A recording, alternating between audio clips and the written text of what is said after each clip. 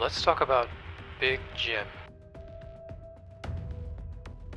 There's this trail outside of Las Cruces, New Mexico that you might go down if you're going to Amatista Ledges. You probably haven't heard of it, hidden in the back reaches of a lonely desert park where dinosaur tracks are embedded in the rock.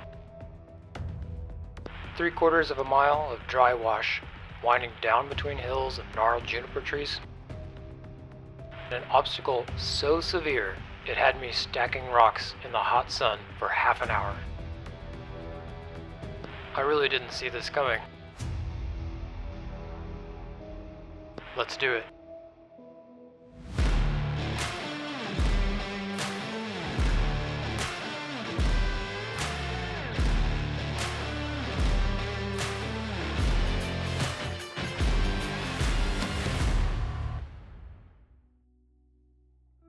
Let me give you some context here. I'm coming back from a trip to Moab, and I see that there's this badge trail called Amatista Ledges down in New Mexico, so I swing by. It's in the back of the park, and the only way to get to the beginning of Amatista Ledges is down this trail called Big Jim. Trails Offroad says severe, but I'm coming from Moab, so everything is severe there. I don't think too much of it. I pull around a corner and I can't believe what I'm looking at. It is a nasty waterfall ledge. It's extremely vertical. There's nothing to step down. There's no rocks at the bottom.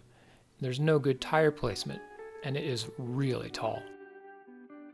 I'm going to back this video up and show you a few details and explain how I got down this waterfall. The first thing that you're going to notice is that I'm carrying a couple of rocks to this big pile up here in front of the Jeep. You can see the full height of this ledge as I walk up. Almost shoulder height, which is a few inches short of 5 feet. I've done my best to create this landing ramp, but the shape of the ledge means that only one of the tires is going to fall down on it, and the other tire is going to be hanging in the air. As usual, I'm out here alone, and I need to take my time, think it through, and make a good decision about this obstacle, because if something goes wrong, then I'm going to be stuck, and nobody's coming to find me. Now you're going to see me approach this obstacle multiple times and keep on backing up. The reason for that is that I don't like my tire placement, and I can actually see where my tires are because I have 2 spotting cameras placed on the ground in front of the ledge. It's a new system that I tried out for this Moab trip because the trails are so difficult that you need a spotter.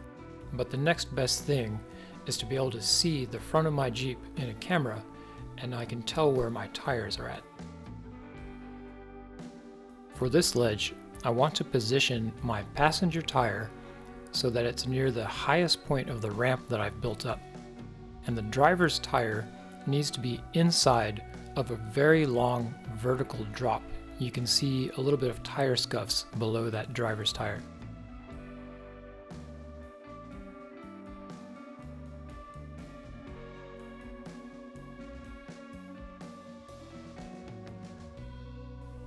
This one was pretty close, but as I creep up and my tires start edging over the ledge, I can see that my passenger tire is farther over than I want it to be.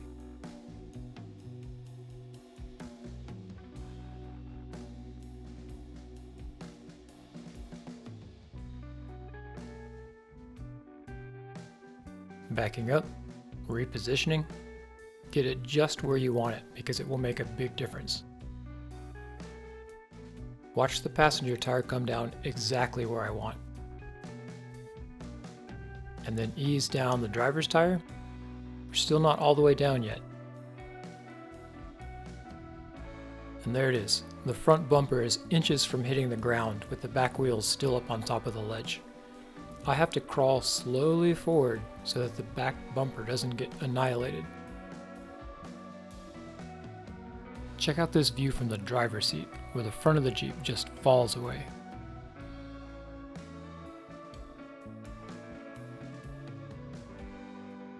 You can see the additional rocks and ledges that I have to thread on my way out of this obstacle.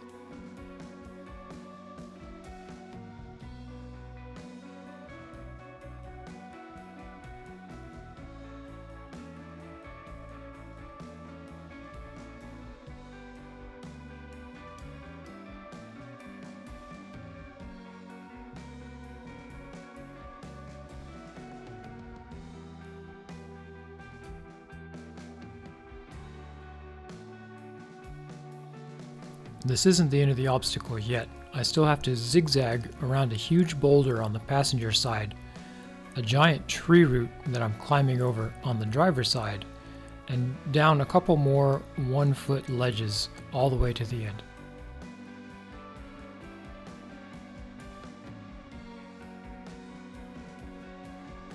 One last reverse here so that I can position my rear passenger tire to crawl up and over that big rock.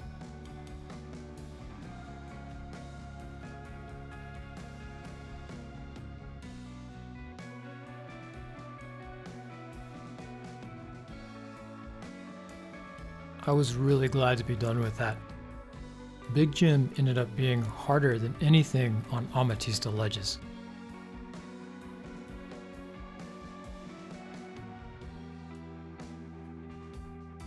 There's more coming up, including the Amatista Ledges Jeep Badge Trail, some very gnarly trail damage, and a perfect climb into the desert hills. Thanks for watching. I'll catch you next time.